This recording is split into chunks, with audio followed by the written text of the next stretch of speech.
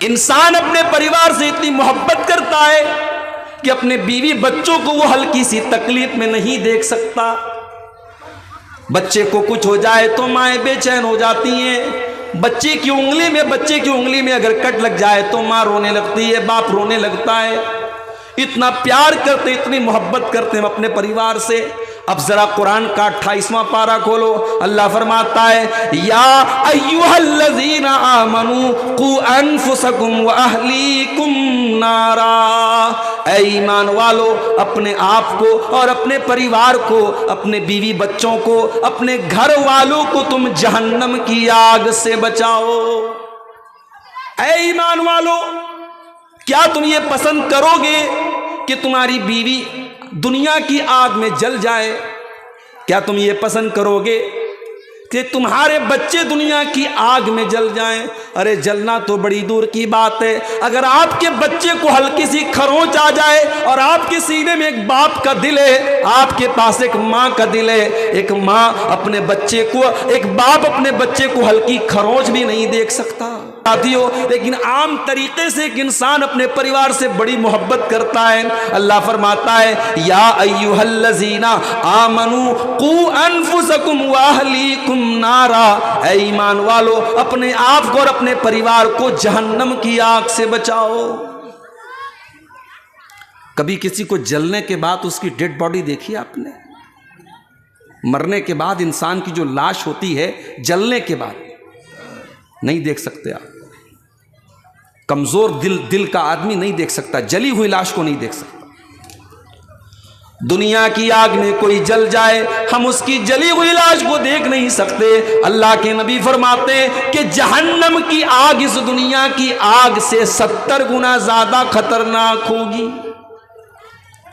दुनिया की आग इंसान को जला देती है और उसकी जली हुई लाश को हम देख नहीं सकते। मेरे प्यारे साथियों, जब इस दुनिया की आग को हम बर्दाश्त नहीं कर सकते तो जहन्नम की आग को हम कैसे बर्दाश्त करेंगे? अल्लाह फरमाता है वक़ूदुहन्नासु वल हिजारा। जहन्नम की आग पेट्रोल से नहीं जलेगी, डीजल से नहीं जलेगी, वो लकड़ियों से नहीं जलेगी, वो कोयले से नहीं जलेगी, वो इंसानों से जलेगी, वो मनुष्य से जलेगी, वो पत्थरों से जलेगी। अलैहा मलाइकतुन गिलाजुन शिदादुन ला यासून अल्लाह। और उस जहन्नम के जो चौकीदार होंगे, उस जहन्नम के जो रखवाली करने वाले फरिश्ते होंगे, वो बड़े सख्त किस्म के, बड़े टाइट किस्म के होंगे। वो किसी के साथ कोई रियायत नहीं करेंगे, वो किसी को कोई छूट नहीं देंगे। तो जब आप अपने बच्चों से इतना प्यार करते हैं कि दुनिया की आग में आप अपने परिवार को जलते हुए नहीं देख सकते, तो जहन्नम की आग में आप अपने परिवार को कैसे जलता हुआ देख सकते हैं? ये पहली वजह है कि हमें और आपको ये जानना चाहिए कि हम अपने घर को जहन्नम की आग से कैसे बचाएं और हम अपने घर और परिवार वालों को एक इस्लामी घर में हम कैसे परिवर्तित करें, कैसे चेंज करें। और आगे बढ़िए, अल्लाह के प्यारे नबी फरमाते हैं कुल्लुकुम राइउन व कुल्लुकुम मसऊलुन अन रइयतिही। तुम में से हर इंसान जिम्मेदार है और कयामत के दिन पूछा जाएगा कि तूने अपनी जिम्मेदारी के साथ क्या किया। मदरसे के सेक्रेटरी साहब माफ कीजिएगा, मस्जिद के सेक्रेटरी साहब माफ कीजिएगा, आपको अगर गांव वालों ने मस्जिद का सेक्रेटरी बनाया, आपको मदरसे का सेक्रेटरी बनाया, ये जिम्मेदारी और ओहदा लोग बड़े शौक से मांगते हैं और लोग ये सोचते हैं कि मुझे ये कुर्सी मिल जाए, ये ओहदा मिल जाए। मगर याद रखना मेरे भाई, ओहदा जितना बड़ा हो उतनी ही बड़ी जिम्मेदारी आपके कंधों पर होती है और अल्लाह ताला उस जिम्मेदारी के बारे में कल क़यामत के दिन सवाल करेगा कि आपने उस जिम्मेदारी को कितना निभाया। अल्लाह सवाल करेगा। आप मस्जिद के जिम्मेदार थे, मस्जिद का इमाम बेचारा 5000 की तनख्वाह उसको दिया करते थे, वो गरीब बेचारा इस महंगाई के दौर में कैसे कैसे अपने बीवी बच्चों का पेट पाला करता था। उसके बच्चे बीमार हो जाते थे, वो दवा इलाज को तरफ जाया करता था। आप तो मस्जिद के मुतवल्ली थे, आप तो लखपति थे, आप तो करोड़पति थे, आपने उस मस्जिद के इमाम की कितनी बार मदद की। आप मस्जिद के, आप मदरसे के जिम्मेदार थे, आप मदरसे के सेक्रेटरी थे, मदरसे में पढ़ाई चल रही है, पढ़ने वाले कैसे पढ़ रहे हैं और पढ़ाने वाले कैसे पढ़ा रहे हैं, कभी आपने उसकी निगरानी की कि नहीं, कभी आपने उस पर गौर किया कि नहीं किया? आपसे सवाल किया जाएगा, सवाल किया जाए। कुल्लुकुम राइन व कुल्लुकुम मसऊलुन अन रइयतिही, तुम में से हर इंसान से उसकी जिम्मेदारी के बारे में सवाल किया जाएगा। आदमी से पूछा जाएगा, तू अपने घर का निगरां था, तू किसी का शौहर था, किसी का बाप था, तूने अपने बच्चों पर कितनी नजर रखी, तूने अपनी बीवी पर कितनी नजर रखी? तेरी बीवी लिपस्टिक लगाकर, लाली पाउडर लगाकर, सजकर संवर करके बाजार जाया करती थी, खूबसूरत साड़ी पहनकर अपने हुस्न की नुमाइश किया करती थी, तूने अपनी बीवी को कभी रोका कि नहीं रोका? तेरी जवान बेटी टाइट कपड़े पहन करके बाजार में घूमा करती थी, तूने अपनी बेटी को कभी मना किया कि नहीं किया? तेरी बेटी अपने फोटो को इंस्टाग्राम पे डाला करती थी, तेरी बेटी अपने फोटोज फेसबुक पर डाला करती थी, तेरी बेटी रात को 2-2 बजे तक गैर महरम लड़कों से बातें किया करती थी, तू रात में तहज्जुद पढ़ा करता था, तू फजर की नमाज पढ़ा करता था, तूने अपनी जिम्मेदारी को कितना निभाया? तूने एक बाप होने की जिम्मेदारी कितनी निभाई? कुल्लुकुम राइ व कुल्लुकुम मसऊलुन अन रइयतिही, ओ लोगो, तुम में से हर इंसान से उसकी जिम्मेदारी के बारे में कल पूछा जाएगा।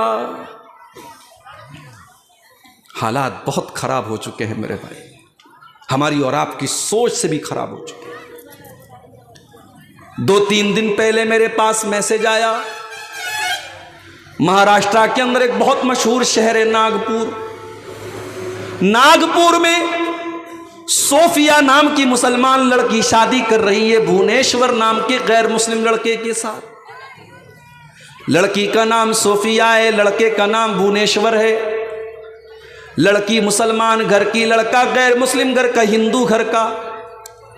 शादी का कार्ड छप रहा है और शादी के कार्ड पर बाकायदा हिंदू रीति रिवाज से विवाह की बात कही गई है और ऊपर ओम गणेशाय नमः भी लिखा हुआ है।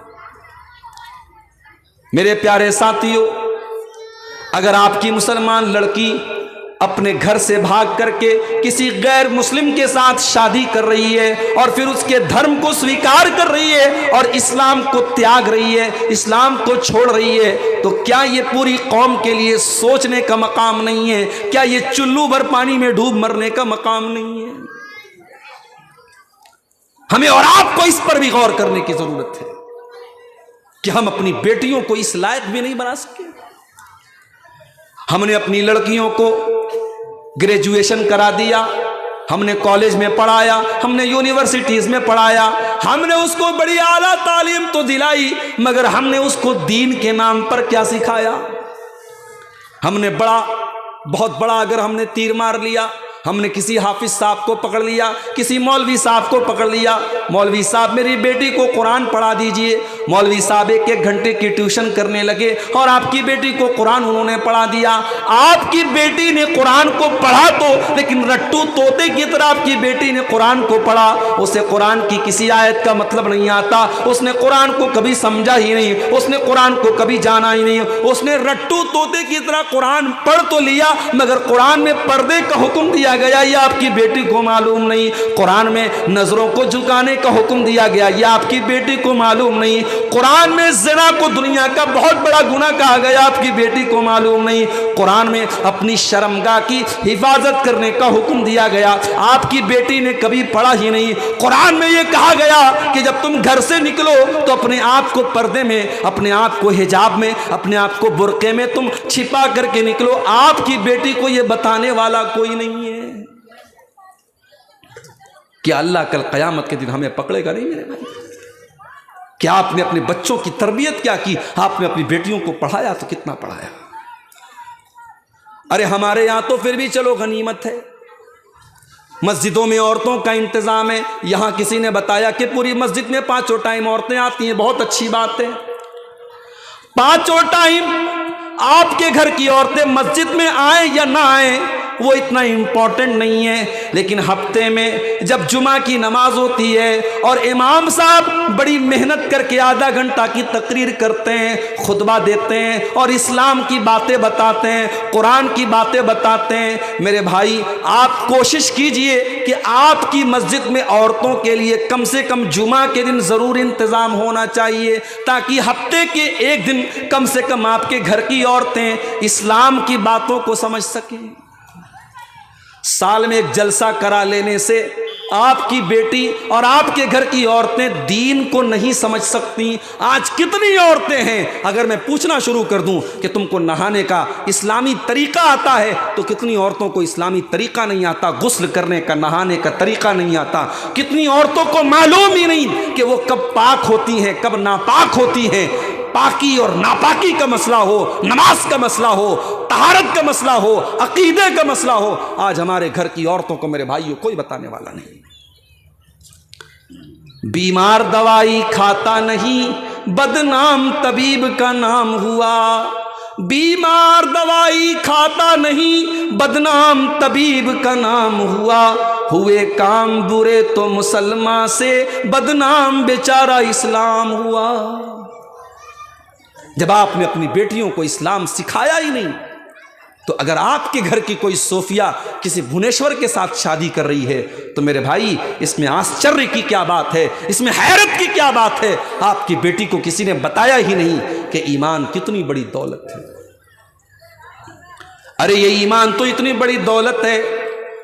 हजरत सुमैया को तो देखो, ओ मेरी प्यारी माँ बहनों, काश कि आपको कोई सुमैया के बारे में बताने वाला मिलता। सुमैया तो वो है कि उसके शौहर के सामने, उसके जवान बेटे के सामने अबू जहल कहता है कि सुमैया, तूने अगर इस्लाम को नहीं छोड़ा, तूने मोहम्मद के दीन को नहीं छोड़ा, ऐ सुमैया मैं तुझे नंगा कर दूंगा, तेरे बदन से कपड़े उतार दूंगा। सामने जवान बेटा है। ओहो, माँ के लिए कितनी शर्म की बात है, माँ के लिए कितनी गैरत की बात है, उसके जवान बेटे के सामने उसको बेलिबास कर दिया जाए। मगर सुमैया को पता था आज दुनिया में ये हालात अगर मैंने देख लिए, लेकिन अपने ईमान को बचा लिया, अपनी तौहीद को बचा लिया, अपने दीन को बचा लिया, तो कल क़यामत के दिन मैं कामयाब हो जाऊंगी। सुमैया के बदन से कपड़े उतार लिए गए। बड़ी बेदर्दी से, बड़ी बेशर्मी से हजरत सुमैया को अबू जहल ने उनके शौहर के सामने, उनके जवान बेटे